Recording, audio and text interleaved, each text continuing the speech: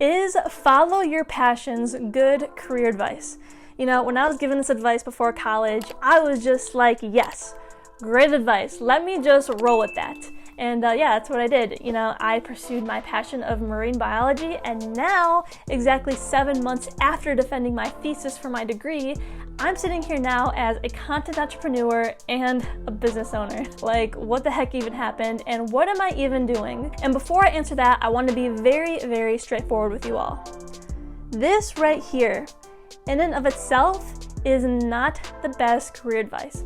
And before you quickly disagree or click off, please hear me out on this, because you may gain some valuable insights that could help you pursue a truly fulfilling and successful career for yourself. So now, the reason why this in and of itself is not the best advice is because it is only one piece of the puzzle.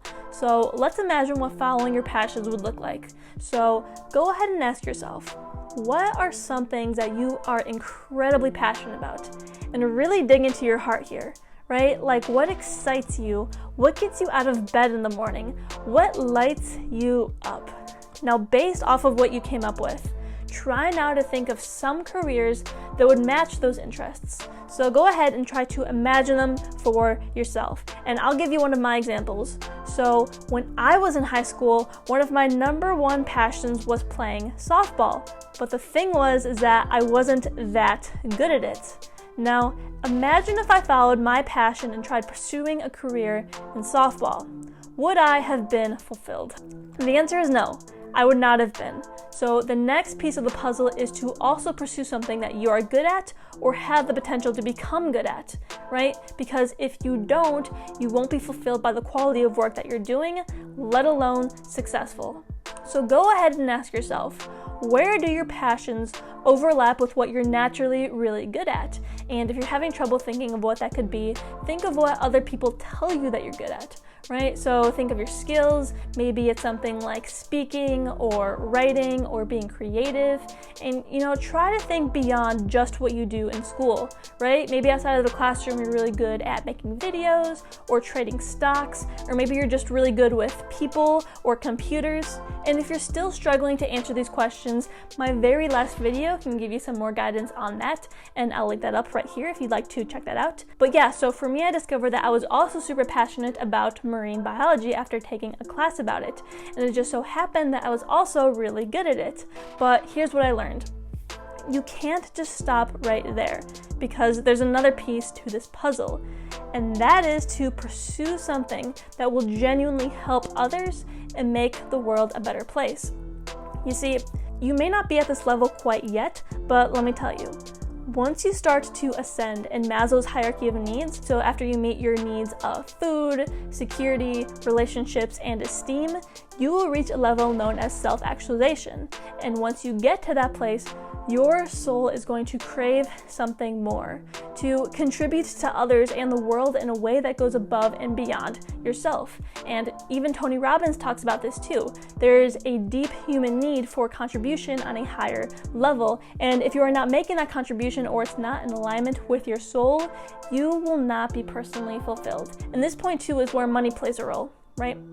When you are contributing value to other people in society, money is going to come because that's what money is. It's an exchange of value. So for me, I saw how conducting scientific research in the ocean can be of great value to society, right? Because the health of the oceans goes hand in hand with the health of humans and the economy. It is so, so vital, and I knew of opportunities that I could take to make a decent living doing that. But here's a final piece of this puzzle, and this is the one that I was missing. You see, you can't be so blinded by your passion that you overlook who you truly are, right? You can't just do something you love and become fulfilled by it if it's not something that is in alignment with who you really are. And in my experience, I discovered that being a scientist just isn't who I truly am at heart, because it doesn't fulfill my creative entrepreneurial spirit. And I realized that I didn't have to just take a scientific research approach, right? I could also take an entrepreneurial approach to protecting our oceans. So the final piece of the puzzle here is to ask yourself and to figure out who you really are at heart. Are you naturally a leader, an artist, a healer, an entrepreneur, a left brain thinker, a right brain thinker, or maybe even both? And I know this isn't an easy question to answer, and what it really requires for you to do is to experiment by putting yourself out there, right? And once you do and you become clear on all these pieces of the puzzle, then you can find that sweet spot. And if you find yourself still struggling, don't worry, I created a free little PDF that will guide you along in this process. It's my free gift to you. The link is down in the description below. But once you have these 4 questions nailed and you find that sweet spot, then you can just start going after it, because you'll have that vision and you'll be so excited by it, and that passion will serve as your fuel to go out and make it real, right? But if you find yourself not doing that, not going after it, then consider asking yourself if there is something holding you back, right? It's like you're in a boat and the engine is just firing.